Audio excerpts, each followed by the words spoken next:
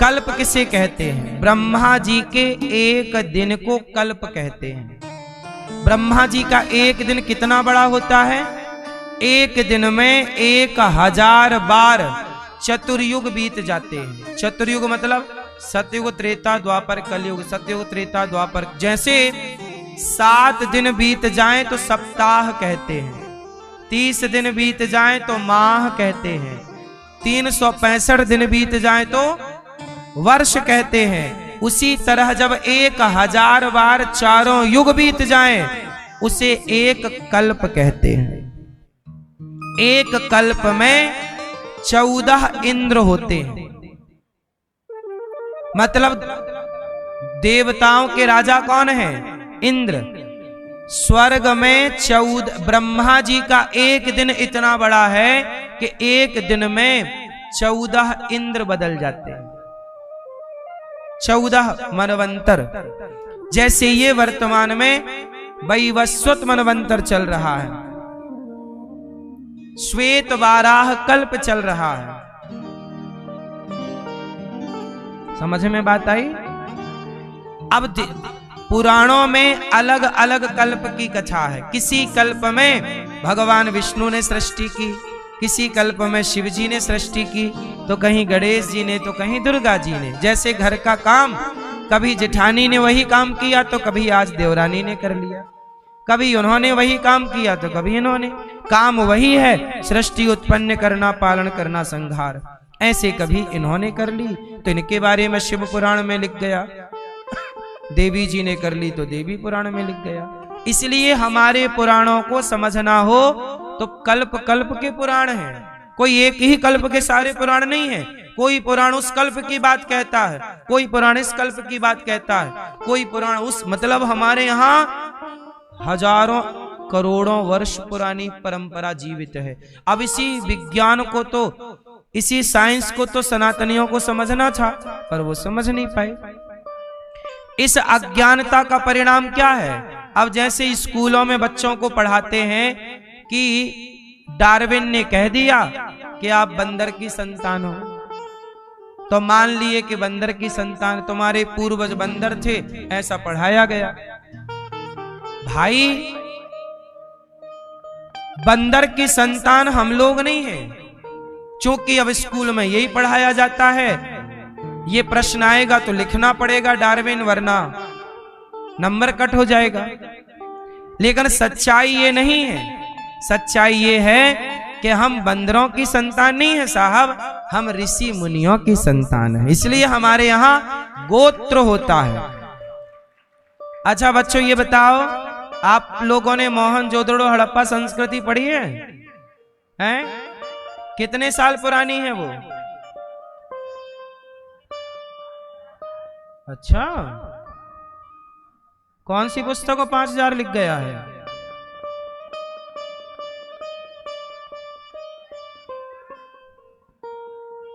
मोहनजोदड़ो हड़प्पा संस्कृति लगभग 2000 साल पुरानी है, लगभग।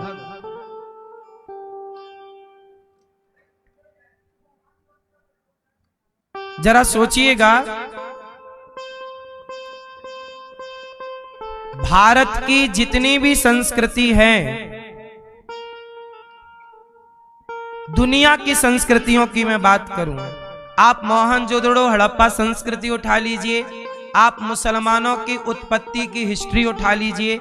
मुसलमान कब धरती पे आए, अर्थात कब वो देखे गए, तो 1400 साल पहले हिजरी के अनुसार। ईसाई कब देखे गए? 2000, आज 25 चल रहा है, तो 2025 साल पहले ईसाइयों का प्रमाण मिला। आप ये समझ लीजिए, ईसाइयत कब आई? 2000 साल पहले। और इस्लाम कब आया? 1400 साल पहले। पर सनातन कब आया? मोहनजोदड़ो हड़प्पा संस्कृति कब आई? चलो चलो, बच्चों ने बोला 5000 साल, तो मान लेते हैं थोड़ी देर के लिए। 5000 साल पहले यदि मोहनजोदड़ो हड़प्पा संस्कृति आ गई, तो जरा सोचो कि हमारे यहां तो राम सेतु 8 लाख साल पुराना है। सनातन के अवशेष तो मोहनजोदड़ो के पहले भी थे। राम सेतु कितना पुराना है? लाखों साल पुराना। और तुम बात और सुनो, अभी पानी के भीतर द्वारिका मिली है। मोदी जी पूजा करने भी गए थे। उस द्वारिका की जब खोज हुई, सर्च हुआ, तो पता लगा कि वो द्वारिका 5,500 साल पुरानी है। भागवत जी में लिखा है कि जब भगवान कृष्ण गए तो जाते ही भगवान ने पानी में द्वारिका को डुबा दिया। जो भागवत जी में लिखा था कि द्वारिका पानी के अंदर है, अब वो द्वारिका पानी में मिल गई तो सही साबित हो गया ना कि भागवत जी में जो लिखा है वो सही लिखा है। मिल आज रहा है, पर बातें लिख दी गई पहले, क्योंकि जिन्होंने लिखा वो सब जानते थे। और आज खोज हुई तो द्वारिका 5,000। अब सोचो कि कुरुक्षेत्र में महाभारत कब हुआ? कृष्ण के टाइम पे। कृष्ण कब थे? 5,500 साल पहले। तो हमारा इतिहास जब लाखों साल पहले से मौजूद है तो हम क्यों कहें कि हम बंदर की संतान हैं? भाई, जिसका इतिहास मौजूद ना हो वो कहे कि हम बंदर की औलाद हैं। आप भटक गए, आपको आपके पूर्वजों का कोई इतिहास नहीं पता। हम सनातनियों को तो सब पता है, इसलिए हम क्यों मान लें कि हम बंदर की संतान हैं? हमारे यहां तो जिस दिन सृष्टि हुई उस दिन का अवशेष और उस दिन का लिखित में वेदों और पुराणों में सब मौजूद है ना। ये कोई सामान्य बातें नहीं है साहब, बहुत गंभीरता से आपको समझना पड़ेगा। अच्छा बताओ बच्चों, बताओ पृथ्वी चपटी है कि गोल? कब पता लगा कि गोल है? हैं? क्या? देखो, ये बच्चों को पढ़ाया गया किसी वैज्ञानिक का नाम कि उसने बताया पृथ्वी गोल है। इसने कहा कि पृथ्वी गोल। अब ये बच्चों को, इन बच्चों को अपना, अब गलती इनकी नहीं है, गलती पढ़ाने वाले जो हमारी सरकार ने जो शिक्षा नीति बनाई वही गलत है। दुनिया को पता कब लगा कि पृथ्वी गोल है? कुछ साल पहले दुनिया मानती थी पृथ्वी चपटी है। पृथ्वी गोल है जब सैटेलाइट छोड़ी गई, जब ऊपर से देखा गया तब पता चला पृथ्वी गोल है। सोचिएगा, उसके पहले दुनिया मानती थी पृथ्वी चपटी, लेकिन तब भी सनातन कहता था नहीं जी। जब सैटेलाइट नहीं थी, जब कोई वैज्ञानिक युग नहीं था, तब भी मैं मतलब सनातन कहता कि पृथ्वी गोल है। बात समझ में आई? मतलब इन बच्चों ने आज जो पढ़ा है ये हमारे सनातन में हजारों साल पहले पढ़ा दिया गया है। बात समझ में आ रही है? गलती क्या है कि हमारी जो वर्तमान की शिक्षा प्रणाली है सरकार उसे ठीक कर ही नहीं रही है। अच्छा, एक बात बताओ बच्चों, बताओ बृहस्पति जी एक चक्कर कितने वर्षों में लगाते हैं? बृहस्पति जी का एक चक्कर कितने सालों में होता है? चलो, ये अभी नहीं पढ़ाया होगा आपको। सुनो, बृहस्पति का एक चक्कर लगभग 12 वर्षों में होता है। और जब बृहस्पति ग्रह एक चक्कर लगाते हैं, ये विज्ञान को अब पता लगा कि बृहस्पति की साइकिल 12 साल की है। हमारे ऋषि मुनि हजारों साल पहले जान गए, और 12 साल में जब बृहस्पति की एक परिक्रमा पूरी होती है तब हमारे यहां एक कुंभ लग जाता है। 12 साल में एक पूर्ण कुंभ। तो हमारी वैज्ञानिक कसौटी आज जो तुम कह रहे हो, हमारी परंपराओं के नाम पर वही विज्ञान दुनिया को परोसा गया, लेकिन लोग समझ नहीं पाए। बात समझ में आई? नहीं आई? विमान किसने बनाया बताओ जरा आप लोग? राइट ब्रदर्स ने बनाया। विमान का सबसे पहला सफल परीक्षण कब हुआ बच्चों बताओ? 1903 में। 1903 में सबसे पहले राइट ब्रदर्स ने सफल परीक्षण विमान का किया। सोचिए 1903 और आज 2025 चल रहा है। अब सोचिए कि विमान राइट ब्रदर्स ने बनाया, ऐसा पढ़ाया जाता है, लेकिन हमारे यहां तो रावण ने सीता मां को चुराया था। किसमें? क्यों भैया? रावण ने सीता मां को चुराया किसमें? कौन सा विमान था? बोलो। पुष्पक विमान। तो तुमने आज विमान बनाया, हम लोग तो विमान बना के छोड़ चुके हैं। ये टेक्नोलॉजी तुम्हारे लिए नहीं होगी, हम लोग तो उसे छोड़ चुके हैं। हमने सनातनियों ने हमने अपने धर्म ग्रंथ पढ़ने छोड़ दिए, अपना इतिहास पढ़ना छोड़ दिया, तो हमने दूसरों के इतिहास को श्रेष्ठ मान लिया और अपने इतिहास को कम आंकना स्टार्ट कर दिया। बात समझ में आ रही है? जबकि हमारा भारत का इतिहास दुनिया पर भारी है। पर विडंबना देखो, कोई बच्चे भारत का इतिहास नहीं पढ़ते। इन बच्चों में किसी बच्चे को नहीं पढ़ाया जाता कि मातृदेवो भव पितृदेवो भव। क्यों बेटा? आपके सिलेबस में पाठ है मातृदेवो भव? बोलो। है? नहीं है। मातृदेवो भव नहीं है, पितृदेवो भव नहीं है। क्या है इनके सिलेबस में? गा से गधा।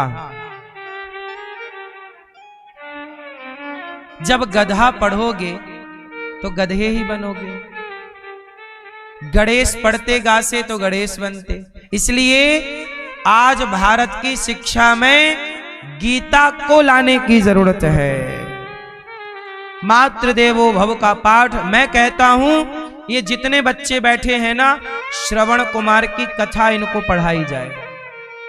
श्रवण कुमार के बारे में ये बच्चे जानेंगे ना, तो ये अपने माँ बाप की सेवा बड़ी श्रद्धा से करेंगे। श्रवण कुमार को पढ़ने के बाद अब इन्हें श्रवण का पाठ नहीं पढ़ाया जाता।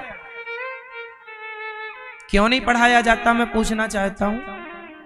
दिक्कत क्या है? श्रवण कुमार के बारे में जानने में कोई पाप है क्या? कोई हर्ज है क्या? क्यों नहीं जान रहे हैं बच्चे? अकबर के बारे में तो पढ़ाया जा रहा है, जिसने यहां आके बहन बेटियों को लूटा।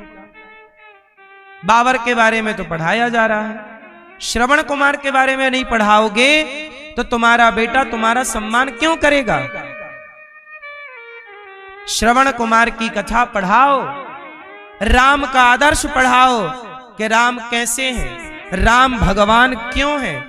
चलो भगवान की तरह मत पढ़ाओ, श्रेष्ठ इंसान की तरह पढ़ाओ। तो ये तो पढ़ाओ कि राम जैसा बेटा किस माँ बाप को नहीं चाहिए? आप बताइए, आपको रावण जैसा बेटा चाहिए कि राम जैसा?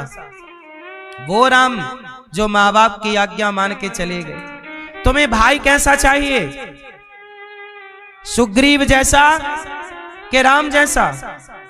सुग्रीव वो है जिसने भाई को मरवा दिया संपत्ति के लिए, और एक राम है जो भाई के लिए अपना सिंहासन अपना अधिकार छोड़ दिए। नहीं, यदि मेरी माँ की इच्छा है कि मेरा भाई सिंहासन पर बैठेगा तो भाई के लिए अपना अधिकार छोड़ दिया प्रभु राम ने। क्या ऐसे राम के बारे में इन बच्चों को नहीं पढ़ाना चाहिए?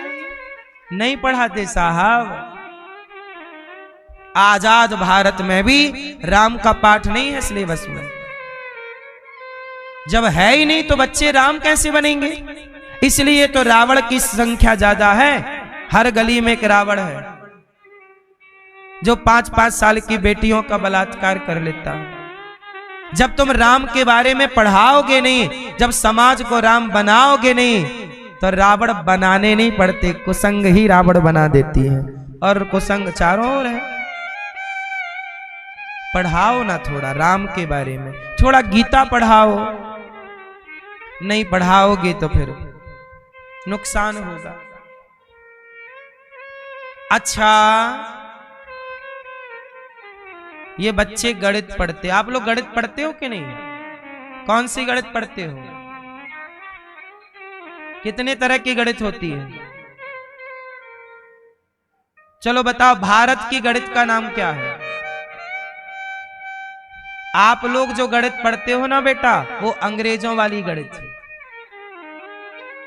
मैं काले के द्वारा शिक्षा नीति लागू की गई थी, वो आज तक चल रही है। भारत की गणित ये बच्चे जानते भी नहीं, नाम नहीं जानते, पढ़ना तो छोड़ दो। और ये गलती न बच्चों की बिल्कुल नहीं है, सरकार की नीतियों की गलती है। भारत की गणित का नाम क्या है बेटा? वैदिक गणित। किसने बोला है? हाँ, भारत की गणित का नाम है वैदिक गणित। जिस गणित को पढ़ करके आर्यभट्ट ने शून्य दिया था, दशमलव दिया था, जिस गणित के बल पर दुनिया ने 10 जाना, 11 जाना, वो गणित वैदिक गणित भारत की गणित थी। लेकिन आज वो गणित अपनी लुप्त हो रही है और हम दुनिया की गणित पढ़ रहे हैं। अपनी गणित क्यों ना पढ़ें? अपनी गणित पढ़िए।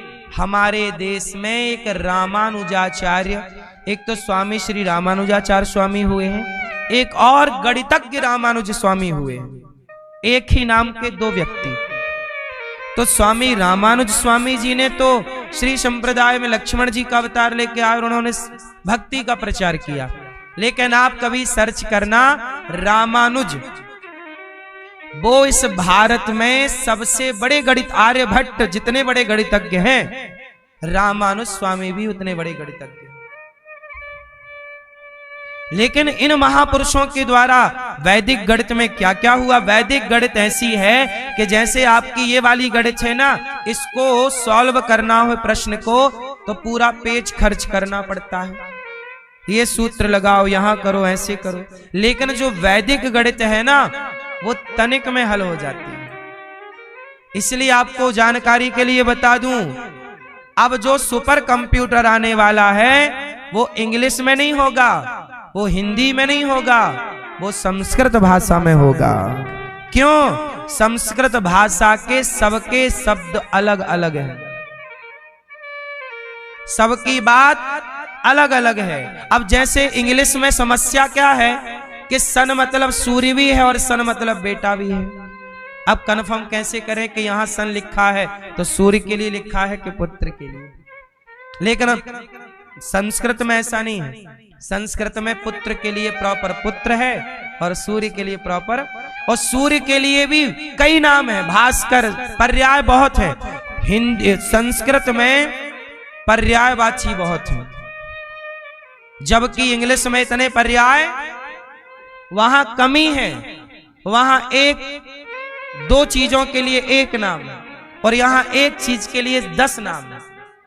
बोलो हाँ, बोलो हाँ कि ना?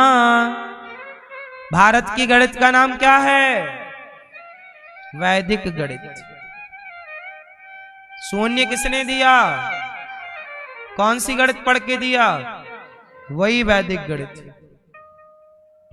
वो वैदिक गणित जहां तुलसीदास जी ने सैकड़ों साल पहले कह दिया कि पृथ्वी से सूर्य की दूरी कितनी है, युग सहस्त्र योजन पर भानु।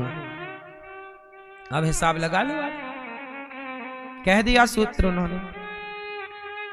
चारों युग पर ताप तुम्हारा, जोग लगन ग्रह बार तिथि सकल भय अनुकूल। राम जी के प्राकट्य का टाइम प्रॉपर, हमारे यहां सब प्रॉपर था,